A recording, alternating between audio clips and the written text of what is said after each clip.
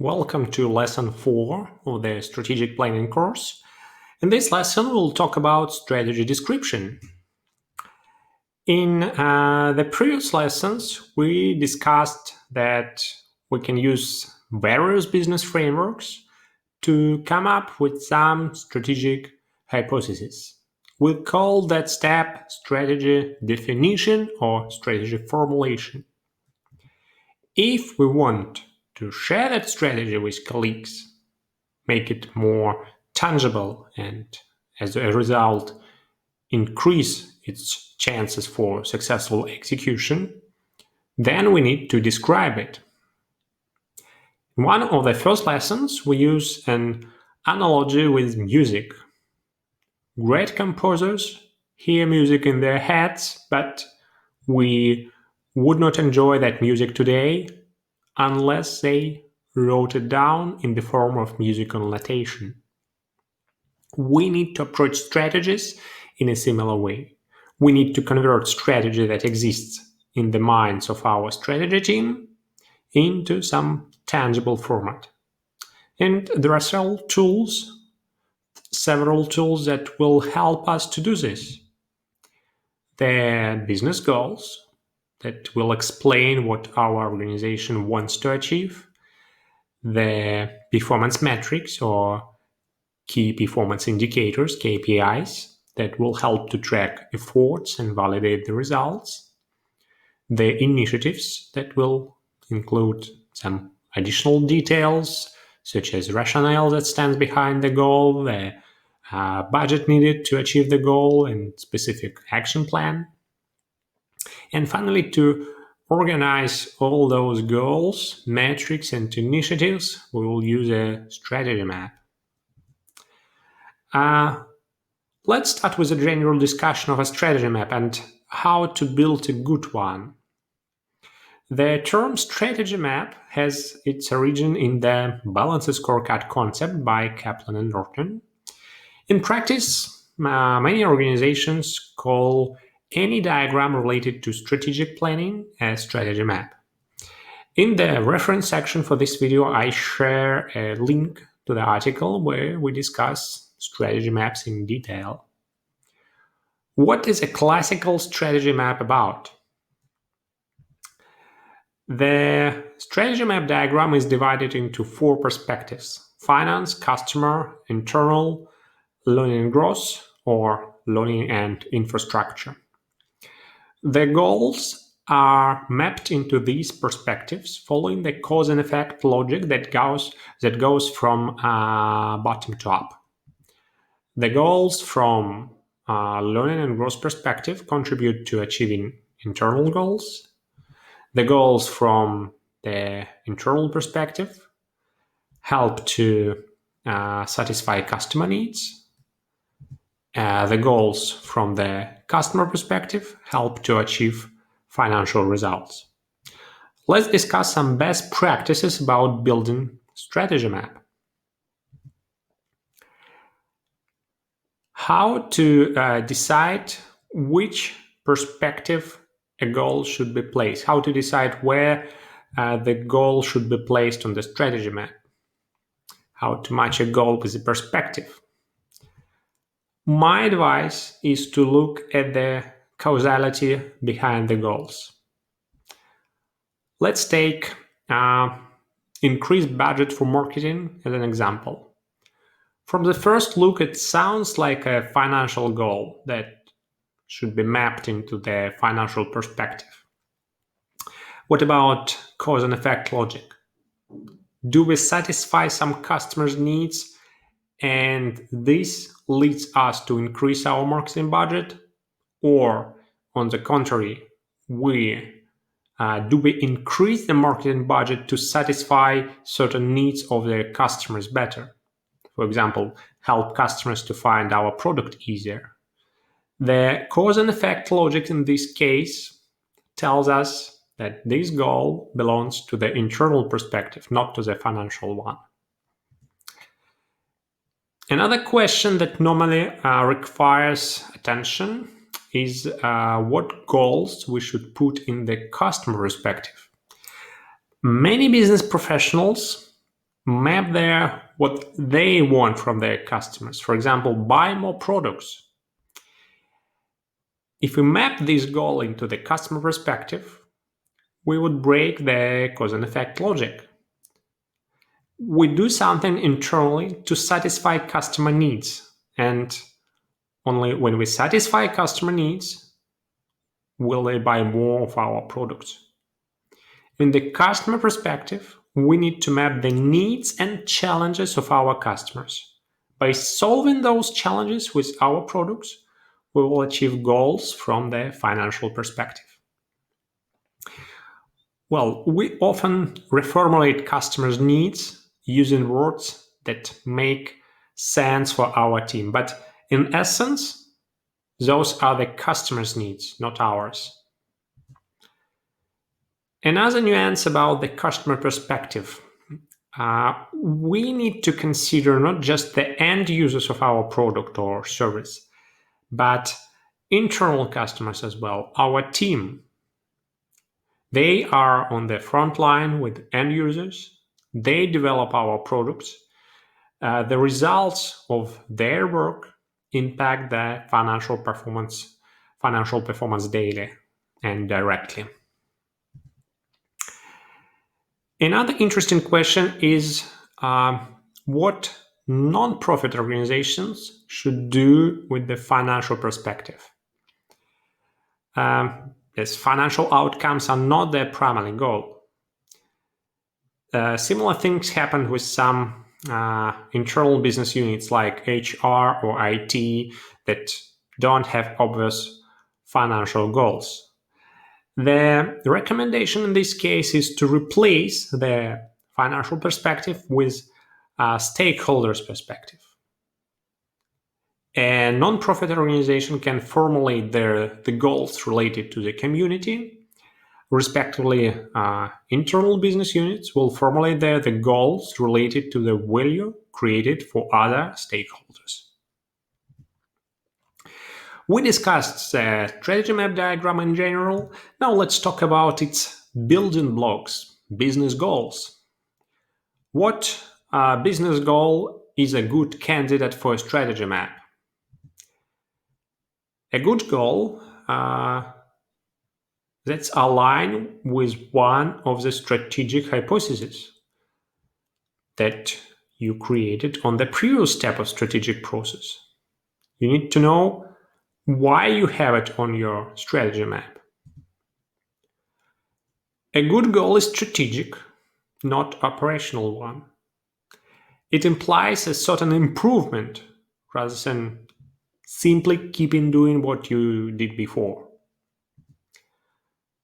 A good goal should be compatible with other goals, and it should pass all filters like prioritization framework and strategic themes.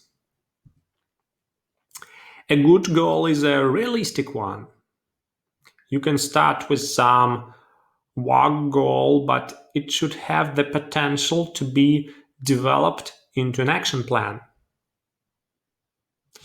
What's the next step in strategic description? In the description of the strategy. We have a strategy map diagram, the container for the goals that help us with cause and effect logic. We have some business hypotheses formulated as business goals. The picture of strategy is now becoming more detailed, but it is not ready yet to share it with our colleagues or pass it to execution. The goals are formulated, but most likely there is no agreement about their exact meaning. Neither is there an agreement about how those goals can be achieved.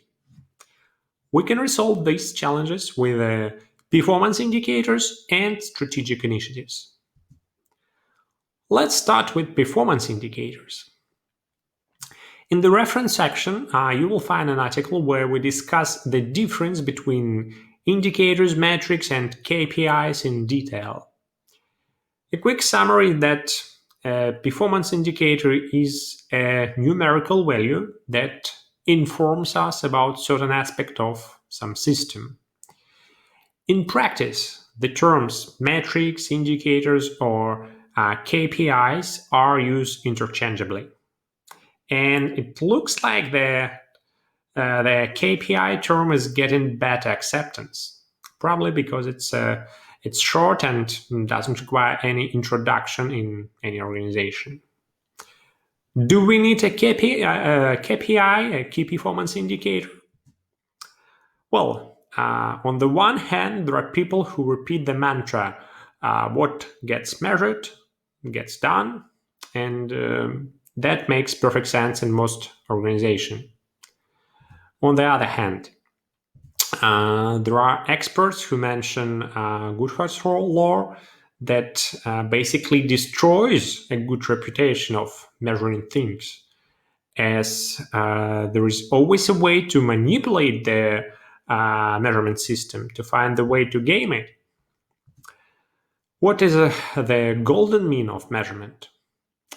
In the reference section, I share some articles on this topic.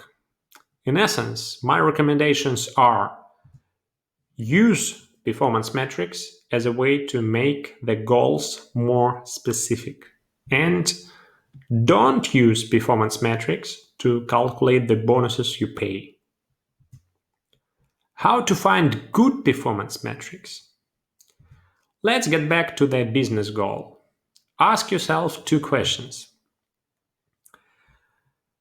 What are the success factors for achieving this goal? What are the expected outcomes of achieving this goal? Once you have the answers to these questions, discuss with your team. What are the best way to quantify the success factors? What are the best way to quantify the outcomes? Quantification in this case is mapping of observations into numerical form. The answer to the last 2 questions will define leading and lagging indicators for the goal.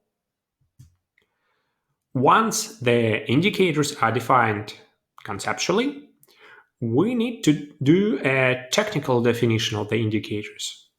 That includes defining measurement scale, for example, from 0% to 100%.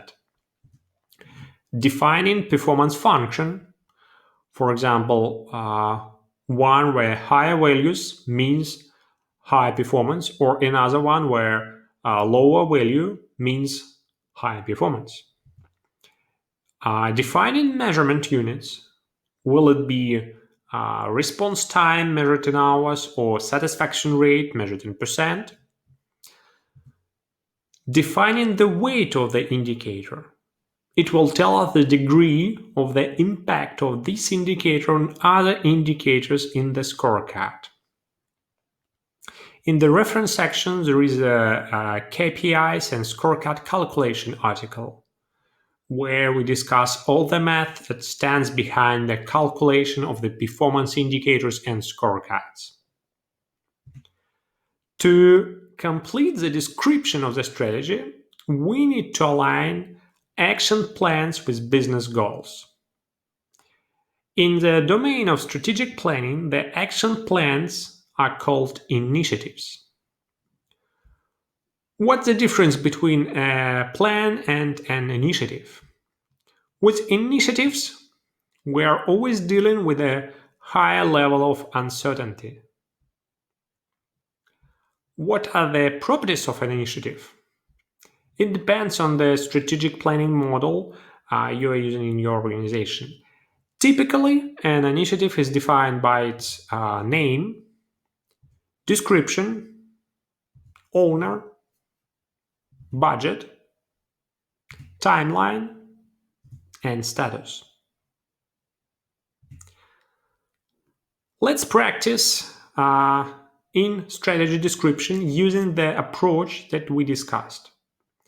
We need to start with a strategic hypothesis or rationale.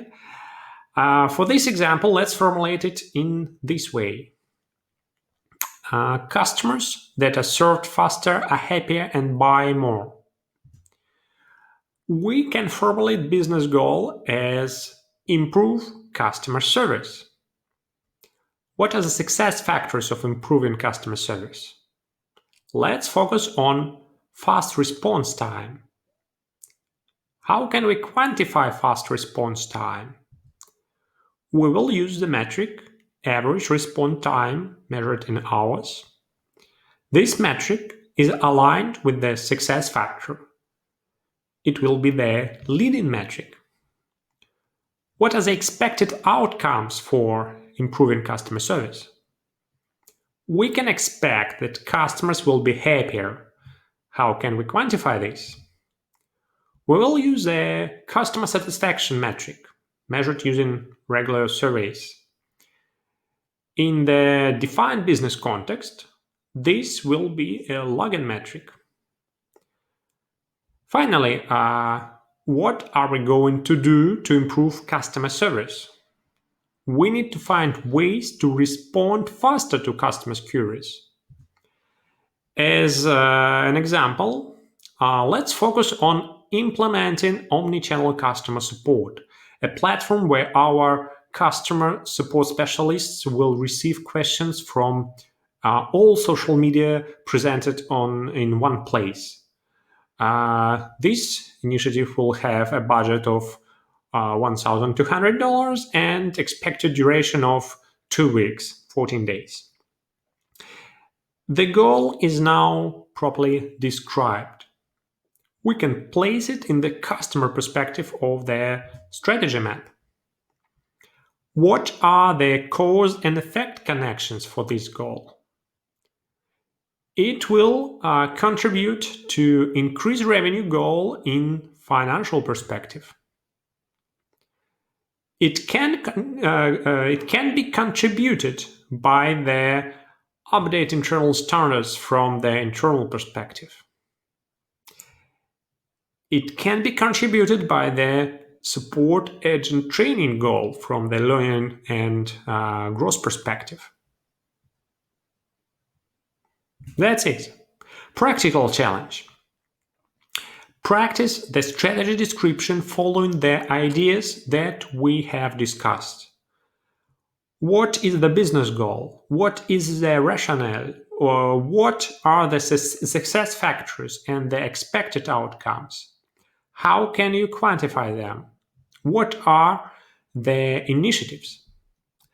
Participants of the premium option of the premium program, share with your trainer the most challenging goals and KPIs. Let's discuss them and find some better ways to quantify your goals.